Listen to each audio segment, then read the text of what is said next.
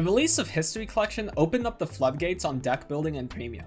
Almost every single clan got buffed from these changes. One of the biggest winners, however, was Victor. Victor loves all the changes that it received and made the deck a force to be reckoned with. During the last BCS season, I tried out dozens of ideas trying to make the deck work. There was, however, one build that stood out to me out of the bunch with having a ton of potential. This build was based around Exxcessive Battle of Victor. Exxcessive Battle of Victor is a card that many people overlooked because of Zubat Battle of Victor. Zubat Battle of Victor was such an insane resource engine for the deck, it was hard to have a debate on if Exxcessive Battle of Victor should be played. What Exxcessive does better than Zubat Battle of Victor though, is having a non-counterblast way to restand 2 rearguards. But it takes a little bit more setup. There has to be a rearguard with the rush ability in order to stand that column. Luckily, Victor has several cards that make this easier. Versace is a grade 2 that does everything we want. It has resist, which makes playing against control decks easier, an on-attack restand effect, and a rush ability that makes it 16k base during our turn. We also have Gunsdon, which can give our board resist and has the rush ability to gain a lot of power the more face-up cards in our G-zone. The primary focus of this deck goes to Meleaki. Meleaki gives the rush ability to the unit in the same column as it. That rush ability gives the unit the ability to give plus 4k to 2 units on attack. This effect is not once per turn. So after the first stand, it has that skill once. On the second stand, it has that skill twice, and so on. Very quickly, this deck can get to insane numbers in tandem with Sazanda, giving the extra power boost as well. One primary thing with Meleaki, however, is in normal lists, we only stand the front row multiple times. So it itself is only gaining plus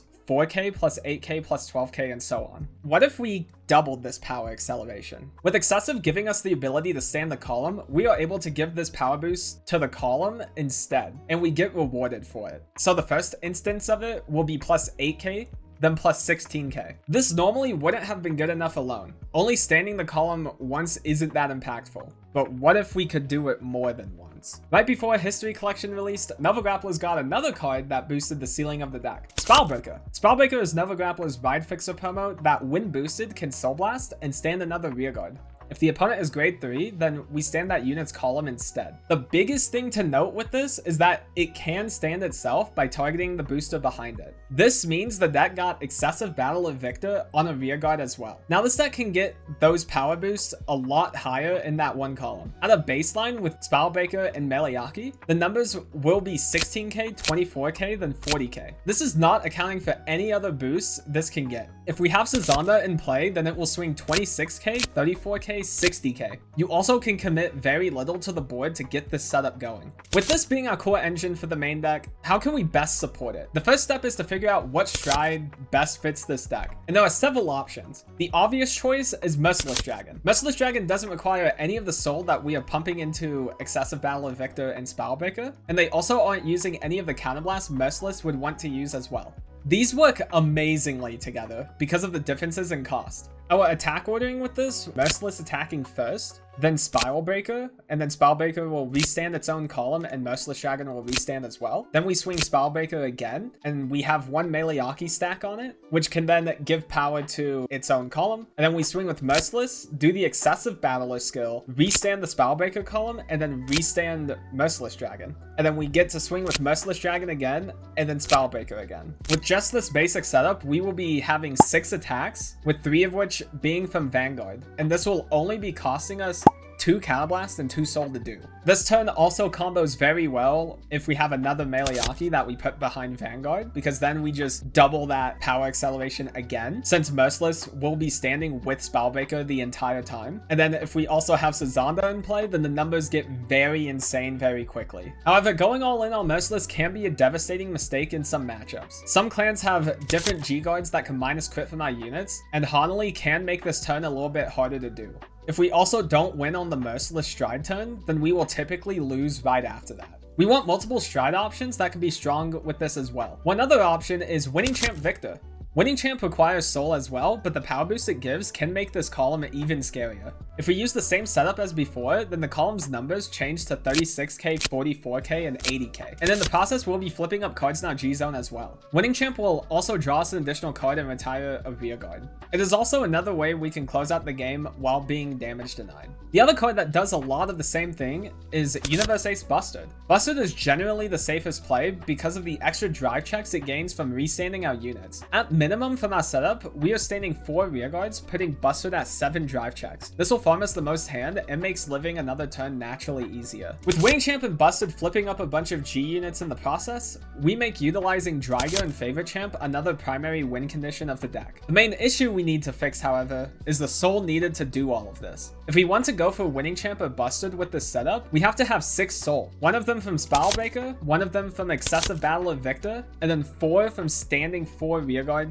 doing this play. Just from riding up each turn, we will naturally get to 4 soul. So we need to soul charge 2 more cards to make this at full power. Naturally, we have Extreme Battle of Break Pass as an easy to use soul charger that cycles itself. We could also play Magnagao as an additional way to get that soul. However, if we do that, then we will have to cut Kitten Pickin' and make our striding consistency a lot lower. What main deck ways can we get more soul? A primary pick is Jarrowhawk, being able to cycle itself while providing a stand. It is a little more awkward here because it fights for back row space with Meleaki. There is DeckFlare, but we lose card economy for it. We also can't fully utilize the countercharge portion of this skill. A lot of other choices for Nova Grappler are very weird. What if there was a card in Brantgate that actually makes this deck flow very smoothly? In DBT12 Evanfall Onslaught, there was such a card. Introducing Schwarzer Eins. When a grade 2 or greater set order is put into the order zone, put this into soul and draw a card. Why is this good? It doesn't extend your plays or hit harder like Jarrowhawk and DeckFlare do. It also doesn't have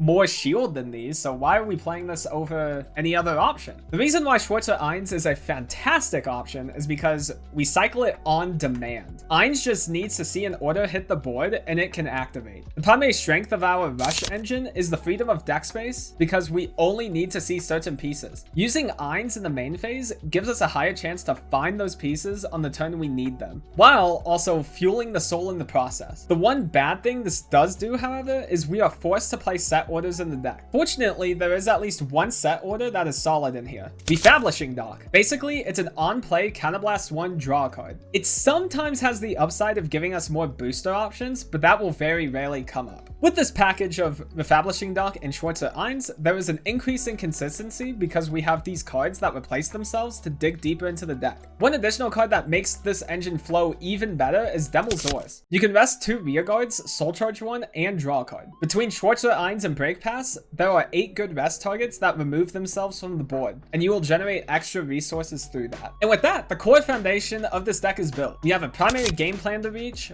multiple payoff options with it, and an engine that fuels all parts of our deck. The rest of the deck is fleshing out those options. We have gone this far into the deck profile, and we still haven't talked about Extreme Battle of Victor. For this build, I am running a 2-2 split between V Victor and G Victor. I'm still figuring out which I like more, but both are really powerful in here. G Victor gives this deck the potential push it needs to force the opponent at a high damage, while also being very little commitment. Going Vic 10 into Exxcessive also helps set up double Sazanda easier. Dropping Meleaki on this turn can also be really scary to deal with. And we can do a play similarly to the Exxcessive Battler play through Victor and Vic 10 restanding that column as well. So if we go second, we can get that engine rolling a lot faster. V Victor is another great option. It gives the deck extra consistency by naturally being a +1 every time it is ridden. It also gives freedom of stride choice when going second. V Victor can't get a double Sazanda ready for our Exxcessive Battle of Victor turn, but it can find at least one Sazanda easier. Both options are solid in this build, and having both gives the deck extra flexibility.